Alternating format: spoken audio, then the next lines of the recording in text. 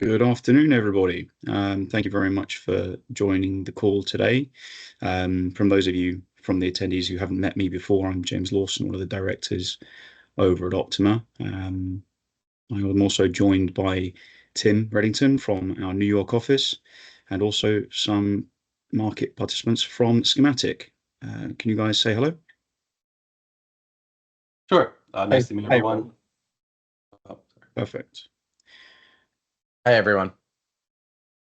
So everyone on the call hopefully is familiar with Optima in general, but if you haven't heard of us or if you just joined through a link or anything like that, a brief reminder, Optima is a global regulatory compliance consulting firm. We service pretty much across the board when it comes to the wholesale investment sphere, largely running through asset management, hedge funds, private equity, and so on and so forth. And Skematic, I'll let them do a bit of an intro to themselves as well, but a compliance-focused workflow management solution is the acronym, I believe. That's correct. Brian and I are the co-founders of Skematic, which is a workflow management solution that we designed specifically for compliance professionals. It was a response to the recognition that the day-to-day operations of compliance teams is largely operating in disparate systems. So we built out a workflow solution basically in your vision in terms of what would work well for compliance teams, incorporating that in a governance and compliance framework. We've had a lot of success supporting the community. Perfect. Yeah, just to add to that, we also serve a very similar client base to Optima and hedge funds, private equity firms, venture capital firms. Exactly. That's why we've put together this little webinar today. Hopefully this is a useful reminder for the attendees as to some of the core compliance-driven obligations across our client base. It can apply to, as I say, hedge funds, AFIMs, registered investment advisors, exempt reporting advisors, your CPMs, CPMIs. There are lots of different acronyms in compliance, as we all know.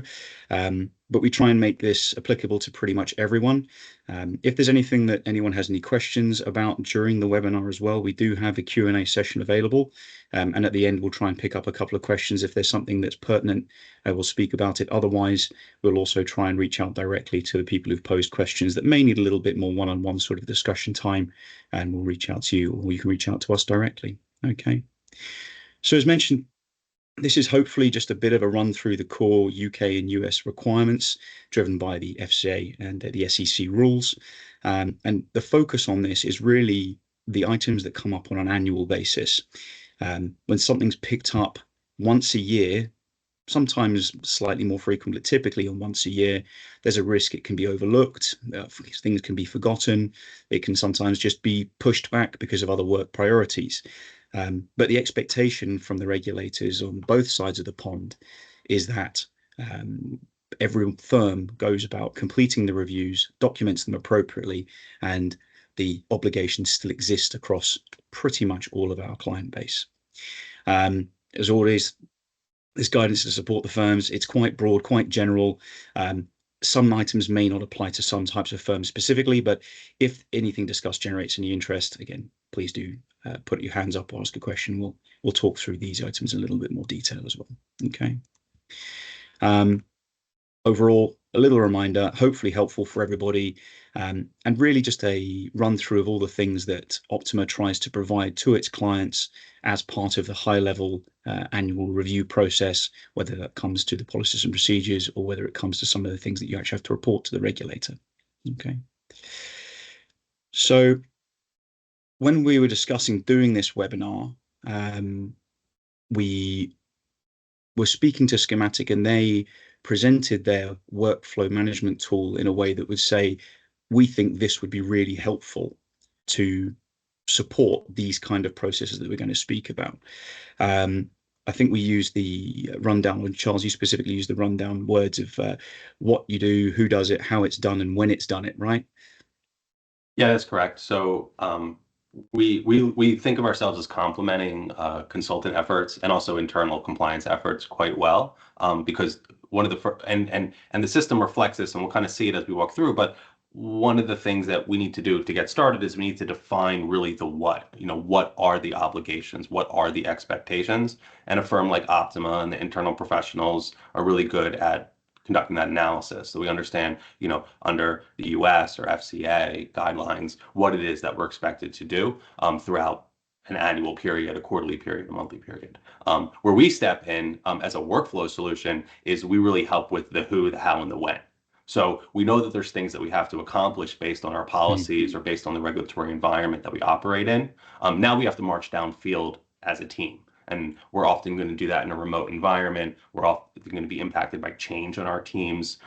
We often hear from compliance professionals, the one thing that keeps me up at night is what I don't know. So this creates a holistic environment to understand who's doing what are they doing, how are they doing it, and when has this become due? And that's really following that GRC arc, that governance arc that firms like Optima and professionals espouse. What do we expect to do? How did it play out? And can it be played out in a collaborative environment where we can pull the team together? And then do we have the reporting to evidence that what we did, who did it, when they did it, satisfied the obligations that stemmed from regulators, Optima guidance, and all those other things? Precisely. And that's why we sort of agreed that this would be a good idea to be able to present these two things side by side, because it really works hand in hand with each other. It's very common for a smaller compliance team. Perhaps it's just one CCO or head of operations that's running a lot of the compliance support. Optima is operating as their outsourced service provider and support in relation to the preparation of things like their compliance calendar, their compliance policies and procedures, the manuals. These can be sufficient for a smaller firm to have the details of what needs to be done, and we then help remind them and keep them on top of the various things that need to be addressed over the course of the year. That one individual then prepares the whole process and works through the full rotation of all the compliance monitoring, the compliance obligations, the reviews with our support. But sometimes as these teams get a little bit bigger, or indeed at the lower level where an individual wants to do it, they need something just to keep them on top of the process. So it very much works hand in hand with what we try and achieve, and you help facilitate and make that a little bit easier for them, I believe. Just in your experience from your current client base, how does Skematic support both kind of the one-man shop versus some of the larger businesses where I think there'll be different weights of support that you could provide? So for a one-man shop, it's about setting everything out and laying out the routine. For a larger business, leans much more into the who is looking after things, the allocation of that work and responsibilities, the reporting. Is that right? Yeah, it's exactly right. The challenges of a one-person shop is typically that the person associated or assigned to compliance may have multiple hats or multiple responsibilities. So a lot of that there is just kind of basically staying on task, knowing what we've agreed to as the obligations, when are they due, and some process around, if possible, around how to get it done. Really just to stay on task and allow you to mostly focus on the other things that you typically have additional responsibility for. So it's a little bit of a lighter touch. But then we scale all the way up to kind of multinationals that are running programs operating in multiple jurisdictions, multiple offices, with really large international teams. And now it's not just the compliance nature of the framework. It's the fact that we have the best of workflow management capabilities. So pulling that team together, being able to report across jurisdictions or regulations or programs, and also having it roll up in a holistic way. So there you're just kind of pulling on the threads of what does kind of large team management need. And these were all challenges, and these were all reasons I think that this community didn't adopt dominantly an online workflow solution, just like every other back office function has over the last decade or two. And I think the reason that there was challenges was because there really wasn't a vendor that was catering specific to the need set here. And that's really what we think about the single practitioner, multinational companies. You're all kind of operating in a similar framework, but what you're doing, how you're doing it, and who's involved could be a bit different. Exactly. Really about building out that governance framework, that robustness of process that is also scalable. As you say, it goes right the way from the smaller business all the way up through to the larger institutions. But that's a really nice little rundown of the Skematic offering and what your tool is able to do. And it's kind of a high level introduction to the sort of things that we wanted to speak about today as well. So if it's okay, I would like to sort of jump into our little presentation now, because then we can talk about some of these key areas, and perhaps towards the end we can actually have a little look at the tool, if that's all right with you. Sounds perfect. Brilliant. So I'm going to quickly try and share my screen. I'm very hoping this is working for everyone. So yeah, this is just the intro screen. Obviously, best practices of the compliance program and running it and how you go about it. And today's discussion is really just meant to be highlighting the firm obligations and how an individual can stay on top of those obligations. As mentioned before, it's very easy for some of these reviews, some of the things that are set out in the rules to be pushed back, to be lost, to perhaps be only reviewed every couple of years when they should actually be caught up every year, where it's written specific rules in certain circumstances. And we'll speak a little bit about those when we talk about the differences between the US and the UK rules as well. But the first point of call is always the compliance calendar and the policy mandates and how the policies that you have in place drive the testing and the policy requirements that you have to do. This is based on a risk-based compliance program and how you lay out your testing throughout the year, and then running through the review of those policies and procedures, making sure they're robust, making sure they're effective, and making sure that they're doing what they're meant to be doing based on the type of business that you are. The nature, scale, and complexity of the business is the classic FCA statement. How you apply that and how you then review that each year is what this tool could potentially be supportive of, and that's exactly what Optima looks to do with all of its clients as well. A couple of other things we'll also touch upon around the annual obligations, specifically around SMCR and some of the FCA, SEC, and NFA filings as well. All right. So quickly touching upon what I first mentioned about establishing your compliance manual, policies and procedures. This is all driven out of the FCA SISC rules, and you need to have robust governance arrangements in place to have effective oversight of what the firm is doing in a regulatory standpoint. Now, of course, not every business is the same. Every single business that I work with is slightly different. How they approach their risk profile as business, how their investment strategy works is different, even down to the type of legislation with which they may be approved, whether it's a MiFID firm, an AIFMD firm, whatever. How they set about looking at their governance arrangements and setting out those policy mandates that then drives the established compliance calendar and the ongoing reviews. That is very much something that we like to look at Optima and make sure that everything is set up that's proportionate and pragmatic for the client that's in front of us. The regulations also say that you have to have some kind of supervisory function. This is then evolved into the SMF function in a lot of our client base, which is the SMF 16 and 17. And that is sometimes the poor soul who has to hold the compliance responsibilities, but it's their shoulders on which all of this then sits. And having a system and having a process with either us or with Skematic to be able to demonstrate that oversight of all of that governance for all of the different pieces that we're talking about here. Remember, this is only going to be looking at some of the high level pieces. It's not going to be digging into an extreme depth of the monitoring program. It's quite a lot for one person to try and cover without necessarily having some kind of support, which is where we kind of like to come in and give them that information about what they need to do and how they can potentially be doing it. As mentioned, the FCA rules have the periodic review requirement. This is typically done by firms every year, and there's annual reporting on the efficiency and the suitability of the reviews. This comes down to the risk assessments and drives the changes in the compliance program. So broadly speaking, every firm should be looking to review everything they do on a compliance basis throughout the year, and then at the year end, produce a report saying whether it is good for what it's meant to be doing or whether there are improvements, tweaking and tailoring. And every single firm pretty much is able to refine, make adjustments, make things more streamlined as they become more established and as they're able to manage those workflows more efficiently. Tim, from the SEC side?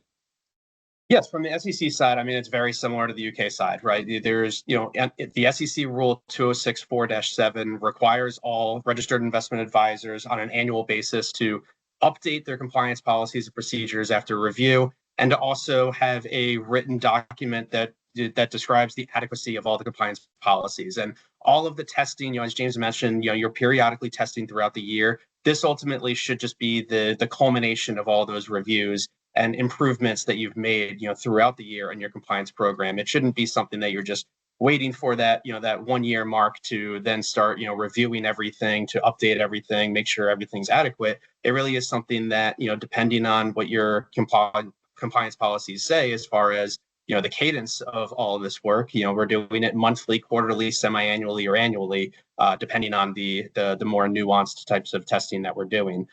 So ultimately, we want to make sure that we're tracking all of that throughout the year. And this final report that must be maintained in books and records from the SEC side should just essentially be that culmination of all the reviews that we've done throughout the year that the chief compliance officer and the compliance team have administered and tested throughout the entire year. Precisely, and that brings me directly into the risk-based compliance program, the compliance monitoring program. However, it's so titled, this is what I was talking about when it comes to the testing that's established based on the policies and procedures and based on the risk profile of the firm. It's carried out by the compliance function, whether that is delegated to, say, a monitoring function within a larger business or a team that does that, whether it is a code compliance team specific to some of the SEC rules. It assesses the activities of the business, considers them based on a risk-based profile, and then determines the frequency of the reviews and how intensely some of those activities need to be reviewed. Of course, some of the legislation also changes how the CMP is actually structured. So your focus from the regulator can say, they are hot on, for example, right now in the UK, the FCA is very much looking at financial crime. They're looking at money laundering. They're looking at market abuse, integrity of the financial markets. So a lot of firms are reading into this, and a lot of the queries that have been issued by the FCA and a lot of the Dear CEO letters that have been issued as well, and they have taken that information about what the regulator is most interested in and then adjusted the risk-based approach based on the market impact and the potential scrutiny that the regulator could put them under. That is a positive reaction to where the interest is, and a reaction that says we are listening to what the regulator wants us to be doing. That then updates, for example, your market abuse monitoring reviews, makes it slightly more intensive, more comprehensive, and makes it more in depth. Then when it comes to the year end, when you're assessing the output of that then can drive, okay, we've been doing a heightened set of analysis at the moment. Perhaps we've been going a little bit too hard. We can actually reel this back a little bit, do some sample testing, depending on how it's structured, what's suitable based on the nature, scale, and complexity of the business in question. Okay, you have to assess the adequacy of those measures put in place and make sure that they are absolutely laid out. And this applies across from both types of firms, whether they're a UK-based, a UK FCA-regulated firm only, or indeed a registered investment advisor. Slightly different weightings from the SEC, of course, but again, you listen to what your regulators are actually looking at and you adjust your monitoring programs accordingly. From an annual output perspective, at the back end of what we were talking about there, the period reports need to be issued based on the compliance officer's oversight. So every year you get the officer's report, which details the review of the monitoring program and culminates in that output. And in the same respect, the money laundering officer also has to issue a report. There's a distinction in the UK between the two functions and the two responsibilities as SMF holders, where SMFs are actually applicable. There's actually a compliance oversight function for non-SMF businesses. Again, sideline that one. Different types of business have different obligations. Most of our firms have SMFs.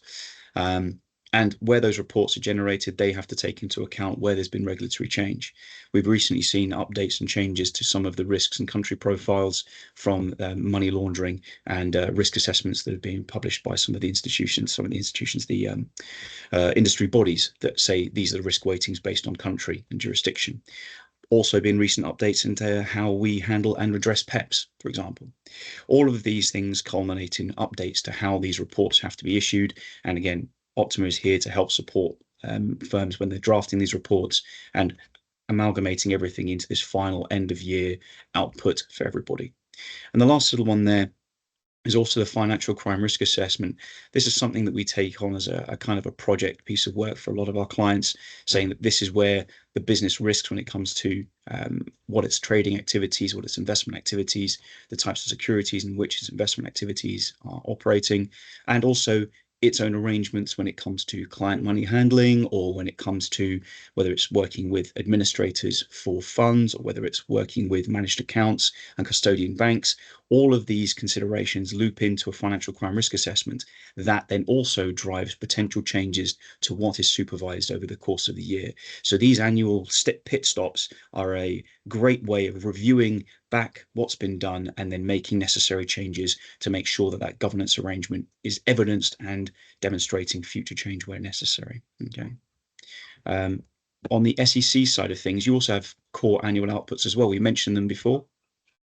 Yeah, absolutely. And we mentioned, what those outputs are. Essentially, the chief compliance officer needs to have a, Rule 204, 206-4, 2064-7 report, excuse me, on an annual basis, as well as reviewing the compliance manual and code of ethics policies at least annually. But it doesn't just stop with the chief compliance officer. Other people are involved in this.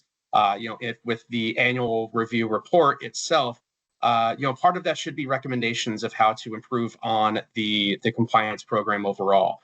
Some of those improvements are going to just be based on risk alerts, new rule changes, things that have come out in exams, especially if you yourself as the advisor had an exam with the SEC recently.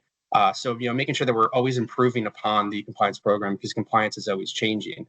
So even though you have done this year to year, there's always going to be a review of the adequacy of the compliance program as compliance rules change itself. But also employees are involved in this process as well. This is really important from an exam perspective because with the updates to policies and procedures, all employees must attest to receiving, reading, understanding, and complying with all those new policies and procedures. So it is important to show strong culture of compliance that doesn't just begin and end with the chief compliance officer, but really firm-wide and getting people involved in testing from a compliance standpoint. Whether they're portfolio managers or involved in marketing or other senior management personnel. Really just getting everyone involved in this process, and again throughout the year. This isn't something that we just do just once a year. It is the testing throughout the year that ultimately is compiled and aggregated into these reports and policies. Exactly. And that's why we asked that question, who else is required to contribute? It's not just the compliance officer shouldering all of this stuff. There's actually quite a lot of little things that contribute to this process that everyone else within a firm actually adds things to as well. I'm not talking just from a who's the first line of defense when it comes to compliance, whether it's your market soundings recipients, whether it's your PMs consuming research, whether it's your analysts are the same, whether it's the traders who are actually doing direct transactions with the markets. There's a lot of contribution that the individuals who are associated with those firms actually make back into the compliance process. And those contributions help evidence that, again, that strong governance, that strong theme of compliance permeating, set the tone at the top, but it also permeates right the way through the business. A lot of that is actually highlighted by the FCA's rules around SMCR, the various attestations that you have to do. You've already mentioned a few of the bits there when it comes to things like signing off your knowledge and understanding of your compliance manual and the policies. That is your general compliance undertaking. But then firms have also taken the next step because of the impact of individual accountability. A lot of the enforcements at the individual level highlight the firm is defending itself against people who are bad actors within the business. So you have to make periodic attestations that you are adhering to various key policies, whether that's items of the code of ethics or what we would see more as the conduct style activities in the FCA's rules. That could be confirming your gifts and entertainment, your PA dealing, and so on and so forth, to translate to what those policies might be. Some firms have gone to the point now where they're asking for their attestations on a semi-annual, even a quarterly basis. And in one or two cases where they have slightly larger firms that have the ability to supervise highly active teams, they even go down to a monthly frequency, which is very, very high. But again, it comes down to what is appropriate for the business and what your attestations should be saying that you do each period. In some respects, a lot of the output from some of the clients say that they don't need to have the attestation every month because they, for example, on a PA dealing for a hedge fund that's UK and US, they have their brokerage disclosures for a registered investment advisor. So that doesn't have to be captured every month, just for example. Now, how does this all culminate down as to what everyone does and what you need to do on an annual basis? Again, it's a two-way street where you've got the people actually making these attestations and confirmations. It's also the firm's responsibility to define what those individuals do. And another item that happens on an annual basis is your certification and your statements of responsibility for your SMF holders. So where you are detailing what that key person does for the business, you have to say, these are the functional responsibilities you hold, these are the business lines for which you're responsible, and you then provide the appropriate notification in this statement of responsibility. It also includes something called prescribed responsibilities. These are the specific focused FCA responsibilities for oversight of the business, making sure the firm isn't used for furthering financial crime, and so on and so forth. The certification process is actually a bit of a pain point for a lot of firms where they struggle sometimes to be able to get everyone to sign up to their certification every year and actually getting to the point of actually issuing the certificate. In the past, you would sign someone up to be a CF30, a customer function. That is long gone now from a directly regulated entity. You now have client dealing function, which is the attestation of the firm that the individual is doing the function is suitable, well trained, and experienced to carry on that function on behalf of that particular firm. And it has been the firm making the attestation that that individual is doing the job properly for them every time they issue that certificate for them each year. And it is an annual requirement to issue that. It's something the firms have to be aware of when they're doing their fitness and proprietary checks, when they're doing their ongoing competence and capability checks, your year-end performance reviews, all falls into that same process. Your certificate gets reissued with the specific functions that you perform, and then you carry on for another year, and the directory is updated, and so on and so forth. Other items that fall on the annual cycle as well, that kind of all fall into the above, are things like your compliance training. We mentioned them before, but also focusing specific on financial crime. That's the pivot point that makes it an obligation for UK firms to do training. Of course, in the US side, there's slightly different rules. Tim, you'll cover those in just a second. But the other item that we also see firms kind of fighting with a little bit is the background checks in relation to SMCR. How frequently do you need to do background checks for your staff? Do you need to be, paying every single year for the same people that you work with very well, you've known them for a number of years? The answer may not be yes. You may be actually, no, you don't have to do it every single year.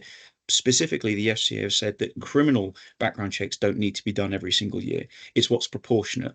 Where the person is higher risk or they have perhaps got a background, then you have to change the way you approach the process. In most cases, though, at least a surface level background check should be completed on an annual basis. That's the general baseline rule. Okay. On the US side of things, covered persons so and with training. the US, I mean, we've mentioned the annual, attestation certifications that need to be done for the manual and the code of ethics. But what we see most advisors doing, what the SEC expects, most advisors to be doing is, practical quarterly attestations that go over a lot of those code of ethics rules. Gifts and entertainment, outside business activities, MMPI, a number of different areas where, just having employees confirm that they have reported everything that they're supposed to report and get pre-cleared, et cetera. And doing it on a quarterly basis, that is, become the SEC's expectation there, especially as it relates to the review of broker statements as well. And whether you are, using a compliance platform like a ComplySci MCO or Compliance Alpha, or you're doing it manually and collecting, it is important to make sure that we're doing this on a quarterly basis and ensuring that we're training employees on what those obligations are, so they're not waiting for this quarterly attestations to actually report anything that they need to get pre-cleared or should otherwise be reporting instantaneously.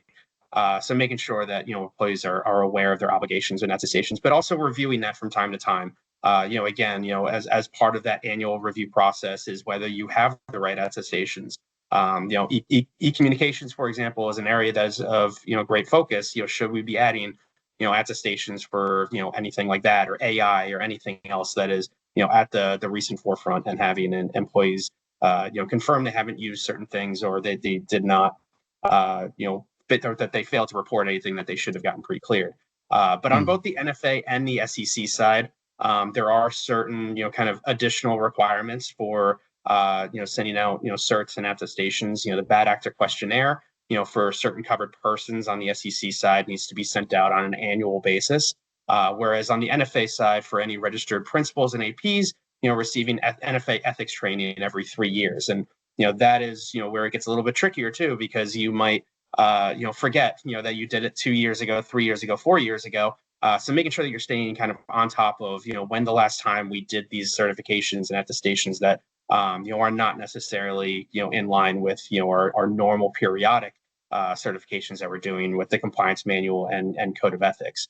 It is important, to also be doing, having employees fill out, a legal and regulatory questionnaire at least every other year, and then doing, separate background checks on, senior personnel. Again, we typically recommend every other year, because we want to, there are certain disclosures that need to be made to the SEC and to the NFA, and those differ between the two regulators. But it is important to, refresh that.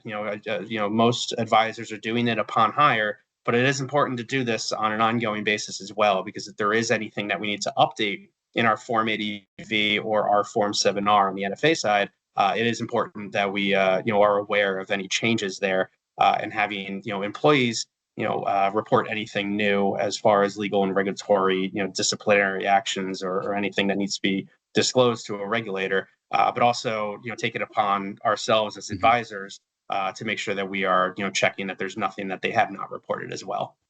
Sure, and the same again applies on the FCA side of things, because firms now pretty much across the board have to submit something called the Rep Crim, which is the reg data filing in relation to any sort of conduct related issues that need to be disclosed to the regulator. And in fact, in the last month or so, there have been publications from the FCA stating that people haven't appropriately disclosed things, that they haven't told firms about personal tax liability issues, I believe was the specific one that popped up last month. And in reaction to that, the FCA have then gone on to penalise the person for failure to make the appropriate disclosures. So all of these checks, all of these steps that you go through are there to protect the firm, and they are there to make sure that the firm has absolute transparency and is making the appropriate disclosures to the regulators as required.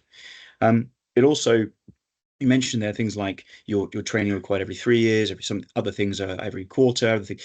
There are lots of different things that the firm needs to do within the regulators that operate under these different sort of cycles and different frequencies. And particularly on the FCA side of things, they have recently published a bit of an update on their website, specifically around 2 of the FCA's core submissions that need to be done every year. Without failure now. They used to be an internal process, used to do what was called a standing data check. Okay, now you have to do what's called a firm details attestation, which is an annual check and amendment, if required, of the firm's details as published on the FCA register, but also some of the background information of which the FCA is aware when it comes to the core information that you issue. When you actually go into the submission, it can be a little bit more detailed. It can actually detail, legal providers, accounting firms, auditors, and so on and so forth. That one's not too hard to hit, because it's 60 days within from your year end. So it's quite an easy one to remember, because you have to do it every year, and it comes on a standing point. The other one the FCA have is the directory attestation, which is a confirmation that the firm makes every year that the people that they say are competent to carry on regulated functions are still the same people that are doing that function at the business, and there have not been any changes. Okay. Now, the catch with this one is that it's effectively a 12-month rolling clock. It's within 12 months of the last directory, and that's the directory, not the FCA register update, or the last time they did the attestation, which would be 12 months after the last point that the actual attestation itself was submitted. I specifically point out directory versus register, because some firms have made the mistake inadvertently of updating an SMF on the FCA register, which is a person that's approved by the FCA to carry on a function, but the directory is maintained by the regulated firm itself, and an SMF change does not count as an update to the directory. And I have had a firm who came up against it when they got a notification from Connect, which is the system that you use. These aren't done on reg data. These 2 are both submitted on Connect. Another thing that catches people out, because only one principal user is sent the reminder. if another person is issued the responsibility to do this, it can be lost in translation. And if you fail to make these updates, you get an automatic £250 fine. If you repeatedly fail to do these attestations, the regulator does have it within their powers to start sanctioning firms and even go to the point of removing their license for failure to report multiple things. So this is one that has been a huge pain for a lot of firms to realize they have to do, particularly because of the where everything else is submitted on reg data, which is generally the financial submissions, but also some non-financial items, particularly around controls and close links. I mentioned things like the rep crim earlier. A few of the core notifications, all of those things that are set out from the firm's financial year end are submitted on reg data. These two are not. They are specific submissions and attestations made by the firm on Connect. I could not describe them as any easier than a simple checkbox exercise. They really are. You just need to check your directory against your registered persons and make sure, sorry, your directory persons against your certified persons, I shouldn't say register there, and make sure that you just go in, check the box, and then attest to the accuracy of the directory. And it saves that fine and the potential black flag that comes up with the FCA's review of all firms, and it comes to their submissions. Something for firms to very much be mindful around. Again, on the same sort of vein, on the SEC and the NFA, they have a lot of periodic filings, don't they, Tim?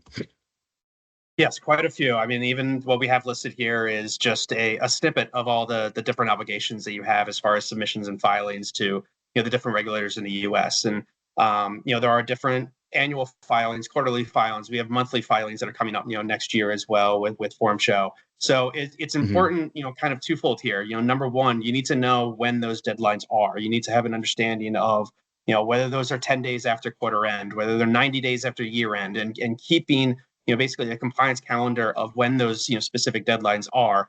But the second part of that is ensuring that we're getting everyone on the team understand what their deadlines are, right? So, for example, with the Form ADV update that's due 90 days after fiscal year end, certainly you'll be able to update most of the compliance areas, but then you will need to get accounting involved.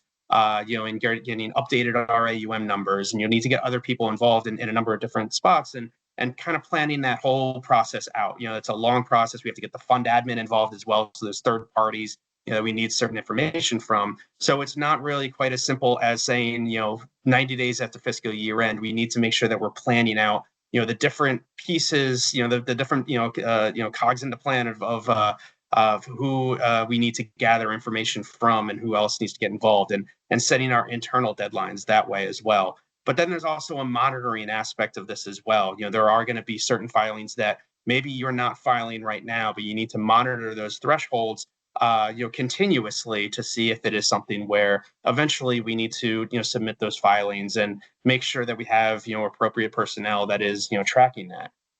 For example, and these timeframes are, very different as well. For example, for if you are not filing Form 13H but cross the threshold for 13H, you only have 10 calendar days to file your initial Form 13H. Whereas with a Form PF, if you're going from a small hedge fund advisor to large hedge fund advisor, you may have over a quarter. You'll have at least a quarter before you need to have those filing obligations. So definitely a wide range too of how fast you need to act when you cross these thresholds. So it really is not as simple as what those deadlines are, but really thinking of those different kind of minute pieces that go into it from a monitoring perspective as well as an information gathering perspective as well. Exactly. That's what creates the level of complication of what we do. We have to sometimes be looking further downfield for something that potentially could have a direct impact to the business and what you need to submit. Yeah. Okay. But yeah, thank you, Tim, for running through those bits as well. In short, that's kind of the in a nutshell what we wanted to kind of cover is a little bit of an overrun of everything from Optima's side, just as a bit of an introduction to what we do, and as a reminder for firms, and hopefully that's been useful for everyone. I just wanted to take the last couple of minutes, and I appreciate we're running quite well on time here. Pass the baton back across to Skematic to talk about how. Well, we've spoken about a lot of these things, changing frequencies, reporting allocation. How does your tool help firms go through that process? Perfect. Thanks, James. So We just went through a pretty robust demonstration around different regulatory environments, different obligations that are applicable to differently situated firms, and then the need to carry out basically what you decide upon through your, whether it's US or FCA, your annual compliance program, which is going to be pretty robust with testing and monitoring, filings, and other reviews. And teams like Optima can really help you understand what's appropriate for a firm in your situation.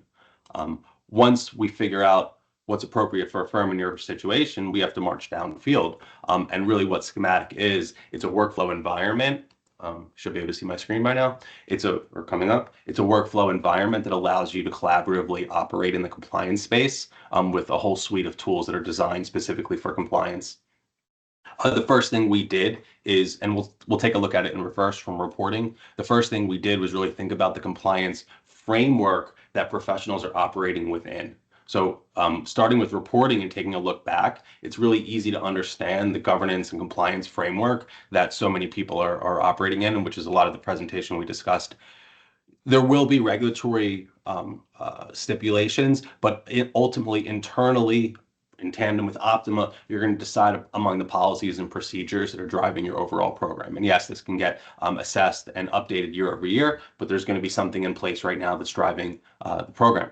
From there, we are going to have activities or your testing and monitoring program, your filings, your controls that are going to allow you to administer the elements of the program in real time throughout the calendar year. And then along the way in that journey, you are going to identify issues or items that require improvement or remediation. So we have an integrated case management layer all rolled up into reporting. So what we've built here on the dashboard really is an interactive way to walk through that journey, and it's an interconnected journey. Documents are driving controls. Controls are uncovering issues, which all rolls into reporting. So the dashboard itself and the tools we've provided to professionals is really, you can choose where you want to come in and out of the functionality, but you're always living in that journey. And you don't have to take advantage of all steps, but a really robust program certainly can. So one of the things we can start with under document management would be your compliance policies, your manual, your code of ethics, corollaries in the UK, or regulatory references. So we're really understanding at a baseline, what are the drivers of your compliance program? And there's all different levels of depth that we can bring into the system to upload documents, to compartmentalize requirements, and really start to understand, either from a risk perspective or a topic perspective, what are all the different areas of compliance that you need to satisfy requirements under. Trading, fees and expenses, privacy, InfoSec, filings. This is very flexible. So if you're thinking I'm in a US environment, I'm in an FCA environment, it's fine. Everything can be driven by the client. And then ultimately what you have in the system is a reflection of your program. The main part of the program is let's conduct the testing and monitoring. Let's understand what everyone's doing. Let's stay on track. So again, whether it's a robust filing requirement like you have under the FCA, whether it's your communications review, your trade monitoring, this can go in any direction you want. And again, we're the conduit for a framework, but we don't provide the work product. So Optima can help. You can provide it organically. So ultimately what you're seeing here is the living, breathing reflection of your compliance program, not at all a one size fits all. So within that compliance program, you'll understand all the different topics or lanes that you're operating within. We'll send everybody email reminders so they're aware of different requirements when those fall in the calendar. If you have more access, you'd be able to see what other members of the compliance team are doing, not just yourself. And it allows everyone to stay on task really easily. So again, collecting transaction reports, communications reviews, trade reviews, these are all elements of what we've discussed earlier in the conversation. This is how we can stay on track and carry out these requirements. This being the center of the bullseye, we're really trying to drive participation here. You can have basic things like filings where you can come in, you can see the requirement. Here we have referenced it back to both your compliance policies as well as regulations on topic. We've set things up to recur frequently, whether that's going to be weekly, monthly, quarterly, or those annual requirements. And then we have a robust number of functionality underneath to add comments, to tag each other, to collaboratively communicate with each other, provide attachments and links, ultimately looking to close out the responsibility. Okay. Things can get a little bit more complicated than that, depending on the depth of the work product that you want to implement into the system. You can go things like building out custom workflow. So here we have a communication review. Again, it's tied back to our policies. We've implemented or we've exposed the process that we're expected to follow, and then we've actually implemented the actual steps to be reviewed. Was a review conducted? Did it uncover any issues? What are the follow-up questions? Let's provide supporting documentation. So for all these different avenues or lanes of compliance, based on a risk level, based on your annual compliance program that you feel like you need to execute against, this is a way to do all that execution. Again, policies are driving controls. What we're seeing here is a little glimpse in the controls panel. A lot of your testing uncovers issues. So along the way, things like a trade review. Oh, we have a similar setup. Our trading policy is driving our quarterly trade review. What's our process is to review the prior period, answer some questions. In this case, we found an issue. So through the system, we can dynamically create a case. And now we don't just have the fact that we conducted the test as prescribed by our program, we also have a linked case so that we can understand within the test, we identified an issue. Where did the issue come from? Well, it was motivated by our trade review policy. It originated in our quarterly trade review item. You can see the relationships between all these items. What happened? Well, we found a trade issue. Let's file a trade report. Well, how do we know what to put into the trade report? Well, it's defined by the client or maybe by your consultants. So again, we continue to reinforce the process with the standard operating or the compliance procedure, regardless of where you are, that you're looking to carry out in your program. Want to take a big step back, you can see a much bigger view of what's going on. We can see things are happening across different entities. We can filter between our US obligations, our FCA obligations. We can see that things, even at a high level, are tied back to references, regulations, compliance manual sections, and we can see very well into the future to see exactly what we're going to be doing kind of period in and period out. Everything's searchable. Everything's reportable. So it gives you a really robust, tight environment, flexible to incorporate whatever you're looking for, but really allowing you with a dedicated environment to carry out your compliance program itself. Okay, there's additional functionality that exists here, but I really want to keep everything on point to the topics that we were discussing in the earlier part of the program. So the one and really with each area of the system, there's depth behind what I'm showing you. This is a very high level review, but the one thing I did want to touch on is that for many of our firms that we're maybe doing certifications on paper, you have SMCR, you have US-based certifications, policies, quarterly certifications, annual certifications. We do have some firms that are beginning to adopt Skematic, not just for that core compliance program. And like we discussed, teams related to core compliance, accounting, finance, trading, they have a home here too, although it's for compliance. Well, we've also rolled out the employee or the access person view, the beginnings of what else could be incorporated here. But we've had a number of firms that have come into a limited experience, and they've had certification users come in and complete custom certifications. This one's a quarterly transaction cert. It could just as easily be a bad actors questionnaire, disciplinary questionnaire, compliance manual policies, because everything we do in the system is client defined. So really what we're doing here is rolling out an additional use case so non-compliance people can participate in that compliance portal. And why are they participating? Because as Optima said earlier, there's a long list of employee-facing certifications that now can be rolled up into that overarching compliance program. The reports and everything that comes out of here, it's designed to do what you're looking to do. Build out your annual review, assess your controls, see what issues were identified along the way. The fact that we're bringing it online, things like transparency, change management, bringing in disparate teams is all benefits of the solution. But then you also have the ability to more dynamically report on what you're doing. Why not make compliance shine along the way? Let's get some graphical reports, some higher level reporting to understand what's happening within the compliance function. And that's exactly where we fit in. We want to automate what it is you've decided to do. We want to do it in a compliance oriented environment. And if we do everything right, we're looking to make compliance shine along the way. Brilliant. Well, thank you, Charles, for talking us through that. It's a very interesting looking tool and has well, the export ports of it and the ability to take that information back out of system to then feed that back into the next round of reviews, and each year doing a part of that annual policy update and everything else, all of that feeds in together. So it really will work in hand. Anyway, I appreciate the extra little bit of time. We have run over a little tiny bit from the original target of 45. Thank you everyone for your attendance. If there are any follow-on questions, please do reach out in relation to Optima services and products, or indeed to Skematic as well. But otherwise, have a lovely day. Bye for now. Thank you, everyone.